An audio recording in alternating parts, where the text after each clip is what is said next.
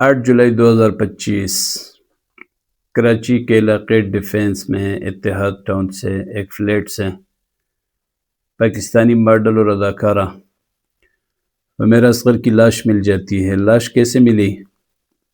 آپ سب نے بار بار سنا ہے کہ اس فلیٹ کا جو مالک تھا اس نے کورٹ میں کیس کیا تھا کہ یہاں رہنے والی جو لڑکی ہے وہ کرایہ ادا نہیں کر رہی۔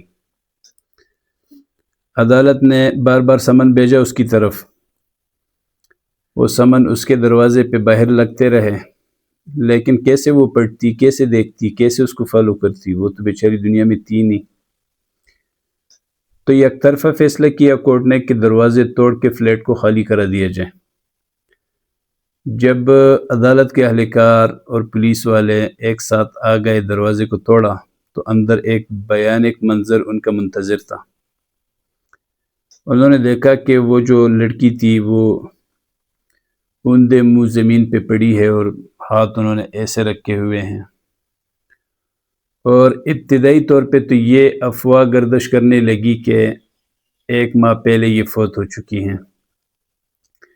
کرتے کرتے پتہ چلا کہ 9 ماہ پہلے فوت ہو چکی ہے۔ مختلف پہلوؤں سے اس کیس کو دیکھا گیا، ہر چیز آہستہ آہستہ واضح ہو گئی سوائے ایک چیز کے، اور وہ جو ایک چیز واضح نہیں ہے وہ اس کی وجہ قتل، کہ وہ کیوں مر گئی۔ آیا یہ نیچرل ڈیتھ تھی یا اس کو مارا گیا یا اس نے خودکشی کی؟ ان تینوں میں کون سی ہے؟ اس پہ ابھی تک ایک گہرا سیاہ پردہ پڑا ہوا ہے۔ اس ضمن میں سوالات بہت سارے ہیں جو بار بار آپ کے سامنے ڈسکس بھی ہوتے رہے کہ بھئی ایک لاش ایک کمرے کے اندر ایک فلیٹ میں گل سڑ رہی ہے، اتنا عرصہ ہو گیا، اس کی بدبو باہر کیوں نہیں آئی؟ سوالات تو یہ سارے ہیں، لیکن یہ کیا بہت ہی حیران کن نہیں ہے کہ 9 مہینے ایک ہاؤس وائف نہیں ہے، وہ ایک سکرین پہ آ کے کام کرنے والی لڑکی ہے، لیکن اس کے باوجود ساری دنیا اس کو جانتی ہے۔ 8 لاکھ سے زیادہ اس کے فالورز ہیں انسٹاگرام پہ۔ ان سب کے باوجود جو پورے پاکستان میں ایک جانی پہچانی شخصیت تھی وہ 9 مہینے منظر عام سے غائب ہے، اور کسی نے زبان تک نہیں کھولی، نہ اس کے فیملی ممبرز نے، نہ اس کے جو کولیگز تھے انہوں نے، کسی نے بھی اس کا تذکرہ تک نہ کیا۔ یہ بہت ہی حیران کن ایک صورتحال ہے۔ اب ہم انتظار میں تو ہیں کہ اس سے پردہ کب اٹھے گا۔ ایک پردہ اٹھنا ہے، اور جب وہ ایک پردہ اٹھ گیا تو ان تمام سوالات کا جواب آٹومیٹک مل جائے گا ہمیں۔ یہ جتنے بھی 101 سوالات ہیں نا، ان کا ایک ساتھ ہمیں جواب مل جائے گا، ایک ہی پردہ اٹھنا باقی ہے۔ لیکن اب ہمیں یہ دیکھنا ہے کہ ہمارے ادارے جو کام کر رہے ہیں مختلف پہلوؤں پہ تحقیقات ہو رہی ہے، یہ تحقیقات جا کے کہاں رکتی ہیں؟ اگر ایک بات پہ جا کے رکی کہ نیچرل ڈیتھ تھی، پھر تو ختم ہو گئے سارے معاملات، لیکن اگر اس سے ایک قدم آگے بڑھی تو پھر بہت سارے نام سامنے آ جائیں گے۔ لیکن بھائیو، اس کیس کے جو 101 پہلو ہیں نا، سارے ڈسکس ہو چکے ہیں۔ یہ بھی ڈسکس ہوا ہے کہ فیملی کا کیا کردار تھا، زمین کا تنازع، پیسوں کا تنازع، والدین کی ناراضگی، فلاں فلاں فلاں فلاں فلاں۔ ایسی کوئی چیز نہیں ہے جس کو مزید ڈسکس کیا جائے۔ آج جو میں اس پہ گفتگو کر رہا ہوں، میری اس گفتگو کا جو اینگل ہے وہ تھوڑا مختلف ہے۔ میں اس لحاظ سے اس پہ گفتگو کرنا چاہ رہا ہوں کہ یہ خود کتنی قصوروار تھی، اور مجھے امید ہے کہ کوئی یہ ویڈیو دیکھ کے یہ ضرور کہے کہ بھائی جو چلا گیا دنیا سے اب اس کو کیا قصوروار ٹھہرانا۔ یہ تو حقیقت ہے، میں بھی سمجھتا ہوں، اس کو مانتا بھی ہوں، لیکن بھائیو جو لوگ ابھی دنیا میں موجود ہیں، جن کے ساتھ ابھی تک یہ سانحہ پیش نہیں آیا اور وہ اس گہرے سیاہ سمندر میں کود چکے ہیں، تو ان کے پاس تو ایک موقع ہے نا کہ وہ اپنے آپ کو بچا لے کم از کم۔ تو ممکن ہے کسی کے فائدے بھی ہو جائیں۔ ایک حد مقرر ہے میرے بھائیوں اور بہنوں ہمارے اس مغربی معاشرے میں، ایک عورت کے لیے، اس کے کردار کے لیے، اس کے روز و شب کے معمولات کے لیے۔ اچھا، وہ حد کیا ہے؟ وہ یہ ہے کہ وہ اپنے گھر والوں کے پاس رہے، کسی مرد کے ہاتھ کے سائے کے نیچے رہے۔ بس صد افسوس، اور بہت ساری جگہوں پہ میں نے اس کا تذکرہ بھی کیا ہے، اور آج میں اس کو ڈسکس کر رہا ہوں تو شاید آپ بھی کہیں کہ یہ دقیانوسی سوچ ہے۔ یہ دقیانوسی سوچ تو ہوتی ہے، لیکن پھر جب کوئی بڑا حادثہ رونما ہو جاتا ہے نا، تو اگر یہ زندہ جو دنیا میں موجود ہے یہ لوگ افسوس نہ کریں تو کم از کم وہ جو جانے والے ہیں انہوں جاتے جاتے یہ ایک پل تو ضرور کہا ہوگا کہ کاش کہ اس دقیانوسی سوچ کے تحت ہم رہتے تو ہمارے ساتھ یہ واقعہ پیش نہ آتا۔ کچھ ہی دن قبل آپ نے دیکھا اسلام آباد میں ایک ٹک ٹاکر قتل ہوئی، ثنا یوسف۔ اس سے پہلے اگر آپ جائیں تو ایک لائن ہے، ایک لمبی فہرست ہے۔ یہ ایک واقعہ نہیں ہے جو ہو چکا، بہت سارے واقعات ہیں۔ تو ہوتے کیوں ہے؟ کیونکہ ہمارے اس معاشرے میں ایک حد مقرر ہے لڑکی کے لیے۔ بھائیو، یہ 1998 کی بات ہے، ایک اخبار آتی تھی زر مومن کے نام سے، اور اس میں مفتی ابو لبابہ شاہ منصور کا ایک کالم ہوتا تھا، کتوں کی دنیا۔ تو وہ کالم تھا مغربی معاشرے سے متعلق، اور میں بڑی دلچسپی سے اس کالم کو پڑھتا تھا۔ ہم جو مسلمان وہاں جاتے ہیں نا، اس مشرق کے لوگ، تو وہاں کے معاشرے سے ہم متاثر ہو جاتے ہیں، لیکن ہمارے متاثر ہونے کے لیے وہاں ایک چیز ہے، آزادی۔ ورنہ اگر اس معاشرے کو اب گہرائی سے دیکھیں تو وہ بڑا خوفناک ہے، وہاں انسانی اقدار نہیں ہے، اور یہ سب کچھ وہاں پہ اس کی گنجائش ہے، چونکہ وہ پدر مادر آزاد معاشرہ ہے۔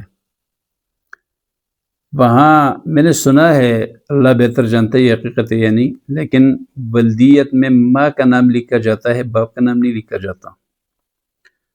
تو جب رشتے اتنے غیر متوازن ہیں تو پھر کسی کو کسی کی کیا فکر کہ اس کا کیا ہوا، زندہ ہے نہیں ہے، خوش ہے افسردہ ہے۔ تو بہرحال وہاں تو گنجائش ہے ان ساری چیزوں کی، لیکن ہمارے معاشرے میں ایک حد ہے چھوٹی سی، کچھ روایات ہیں، کچھ اقدار ہیں، ویلیوز۔ اقدار کا مطلب اگر آپ نہیں سمجھتے تو انگلش میں اس کے لفظ ہے ویلیوز۔ اس حد کا خیال رکھنا پڑتا ہے، اس سے جو آگے گزرتا ہے نا اس کو پھر اس کا خمیازہ بھگتنا پڑتا ہے۔ حقیقت ایک ایسی چیز ہے، ہمارے اس معاشرے میں ایک موم بتی مافیا بھی ہے نا، جنہوں نے یہ نعرہ لگایا ہے کہ میرا جسم میری مرضی، تو وہ انکار کرے گا ان باتوں سے جو ابھی میں ڈسکس کر رہا ہوں، لیکن یہ حقیقت ہے، اور حقیقت کو کوئی مانے یا نہ مانے وہ خود اپنے آپ کو ثابت کرتا ہے۔ 16ویں صدی میں ایک سائنسدان گزرا ہے، اس کا نام تھا گلیلیو۔ آپ نے اگر سائنس پڑھا ہے تو آپ کو یقیناً یہ نام سنائی دیا ہوگا کسی موقع پہ۔ اس نے پہلی مرتبہ ٹیلیسکوپ ایجاد کیا، اور اس ٹیلیسکوپ کی ایجاد سے انسان کی آنکھ نے پہلی مرتبہ اس کائنات کے وہ راز دیکھے جو اس سے پہلے اس نے نہیں دیکھے تھے۔ تو اس نے اس وقت یہ نظریہ دیا 16ویں صدی میں کہ یہ پورا ایک نظام شمسی ہے، اور یہ جو زمین ہے یہ اس میں ایک سیارہ ہے، اور یہ سیارہ گردش کر رہا ہے، یہ گول ہے، تشتری کی مانند ہے، اور گردش کر رہا ہے، یہ ساکن نہیں ہے۔ تو اس زمانے میں عیسائی بادشاہ ہوتے تھے، اور ان کے اوپر جن فلسفیوں کا اثر ہوتا تھا وہ اس طرح کے خرافاتی نظریات والے فلسفی تھے نا، کہ زمین کیوں ہلتی ہے، زلزلے کیوں ہوتے ہیں، اس کے نیچے بیل ہے، بیل کے 2 سینگوں پہ اس نے دنیا کو اٹھایا ہوا ہے، تو ایک سینگ سے وہ دوسرے سینگ پہ ڈالتا ہے دنیا کو، زمین ہل جاتی ہے وغیرہ وغیرہ۔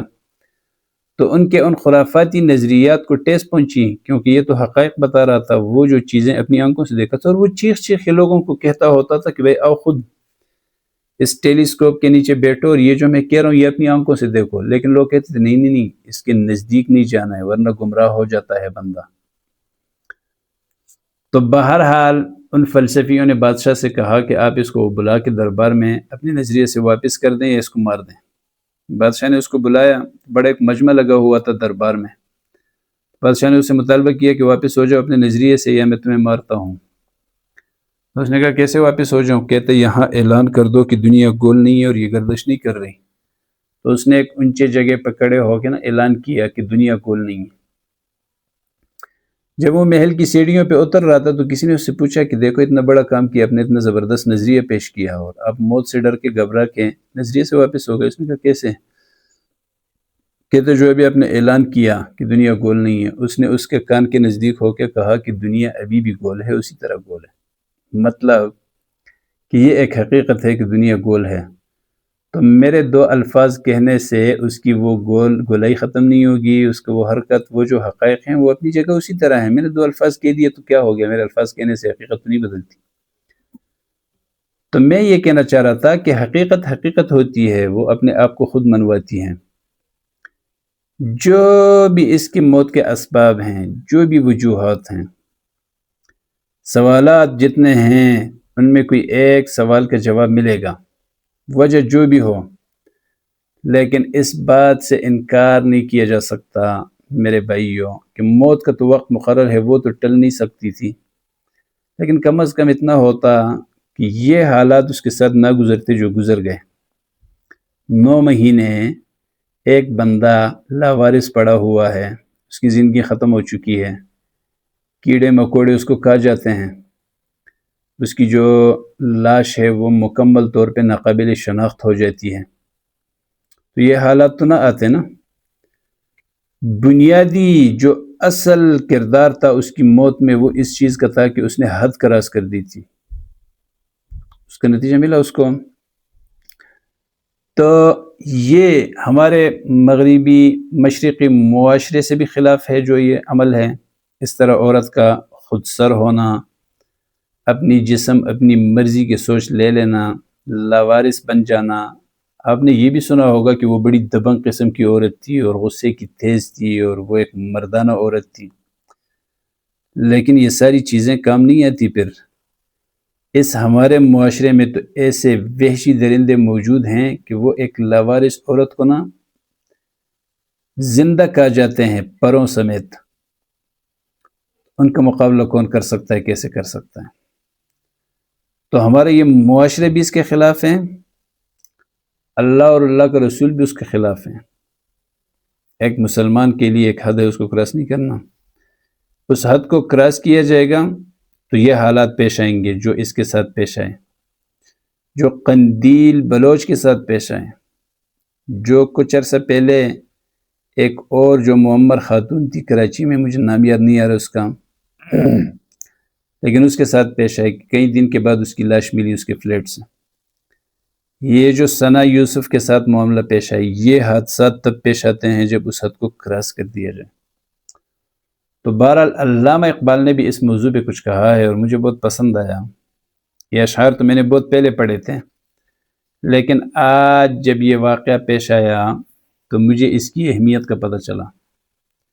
یہ کتاب ہے ضرب کلیم، اور اس میں ایک دوسرے کے پیچھے انہوں نے یہ نظم لکھے ہوئے ہیں، آپ کو نظر آ رہے ہوں گے، عورت، آزادی نسواں، عورت کی حفاظت، اور اس کا جو مضمون ہے نا اصل، وہ بھی عورت کے نام سے۔ یہاں جو کچھ کہا گیا وہ اسی صنف کے لیے کہا گیا، مرد فرنگ، ایک سوال، خلوت، پردہ وغیرہ وغیرہ۔ تو بہرحال اس میں یہ جو 2 نظم ہیں یہ مجھے آج بڑے مزے کے لگے، اور کیا کہتے ہیں آئیے آپ بھی سن لیجیے۔ وہ کہتے ہیں کہ اس بحث کا کچھ فیصلہ میں کر نہیں سکتا۔ یہ جو بحث چل رہا ہے نا کہ یہ میرا جسم میری مرضی، یہ ٹھیک ہے یا غلط ہے، اس بحث کا کچھ فیصلہ میں کر نہیں سکتا، وہ خوب سمجھتا ہوں کہ یہ زہر ہے وہ قند۔ سمجھ گئے ہو بھائیو؟ گھر کی چاردیواری کے اندر رہنا، کسی مرد کے ہاتھ کے سائے کے نیچے رہنا، یہ قند ہے ایک عورت کے لیے۔ یہ وہ میٹھی دوائی ہے، اور وہ جو ہے آزادی نسواں، وہ زہر ہے، لیکن اس زہر کا پتہ نہیں چلتا۔ جب وہ اپنا اثر دکھا دے تو پھر سمجھ آ جاتا ہے، لیکن پھر وقت گزر چکا ہوتا ہے۔ تو کہتا ہے کیا فائدہ کچھ کہہ کے بنوں اور بھی معتوب، پہلے ہی خفا مجھ سے ہے تہذیب کے فرزند۔ پہلے ہی مجھ سے ناراض ہیں تہذیب کے فرزند، یہ جو میرا جسم میری مرضی والا تہذیب ہے نا، اس کے فرزندوں کی بات کر رہے ہیں کہ یہ جو میں پردے کی بات کر رہا ہوں، عورت کے لیے آزادی نہ ہونے کی بات کر رہا ہوں، اس کے جو فرزند ہے تہذیب کے وہ پہلے مجھ سے خفا ہیں، تو میں ابھی کچھ کہوں گا تو وہ اور بھی مجھ سے زیادہ برہم ہوں گے اور مجھے ملامت کریں گے، میں اور زیادہ معتوب بنوں گا۔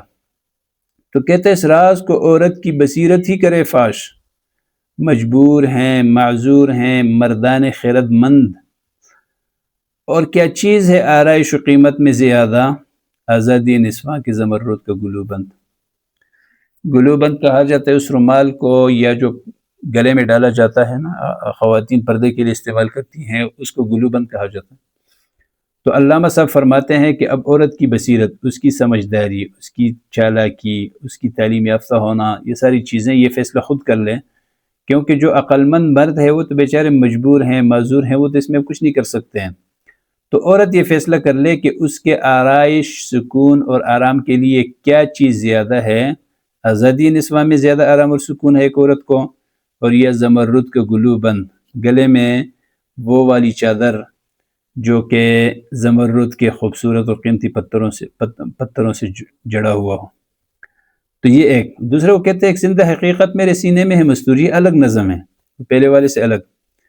تو ایک زندہ حقیقت میرے سینے میں ہے مستور، ایک زندہ حقیقت میرے سینے میں ہے مستور، اور کیا سمجھے گا وہ جس کی رگوں میں ہے لہو سرد، ٹھنڈا خون جس کے رگوں میں بہ رہا وہ اس حقیقت کو کہاں سمجھتا ہے۔ اور وہ حقیقت میرے سینے میں یہ چھپا ہوا ہے کہ نئے پردہ نہ تعلیم نئی ہو کہ پرانی، نہ تو تعلیم ہے نہ ہی پردہ ہے، چاہے تعلیم نہیں ہو، یہ جو ابھی انگریزی تعلیم ہے آج کے زمانے کی، یا پرانی تعلیم ہو یعنی اسلامک تعلیم، یہ چیزیں یہ ایک عورت کو تحفظ نہیں دے سکتی۔ سمجھ گئے ہو بھائیو؟ نسوانیت زن کا نگاہ باں فقط مرد، اللہ کا نظام ہے یہ، اللہ نے اس نظام میں عورت کو صنف نازک پیدا کیا اور مرد کو مضبوط اعصاب والا پیدا کیا، تو جس عورت کے سر پہ ایک مرد کا ہاتھ ہو محفوظ رہتی ہے، اور نہ ہو اگر لاوارث ہو، خود سر ہو، آزاد ہو، تو وہ چاہے جتنی بھی تعلیم یافتہ ہو، چاہے وہ جتنی بھی دبنگ ہو، اس کے ساتھ یہ واقعات پیش آتے ہیں۔ اور آگے علامہ صاحب فرماتے ہیں کہ جس قوم نے اس زندہ حقیقت کو نہ پایا، اس قوم کا خورشید بہت جلد ہوا زرد، وہ قوم تباہ ہو گئی، ان کا جو سورج تھا وہ پیلا پڑ گیا۔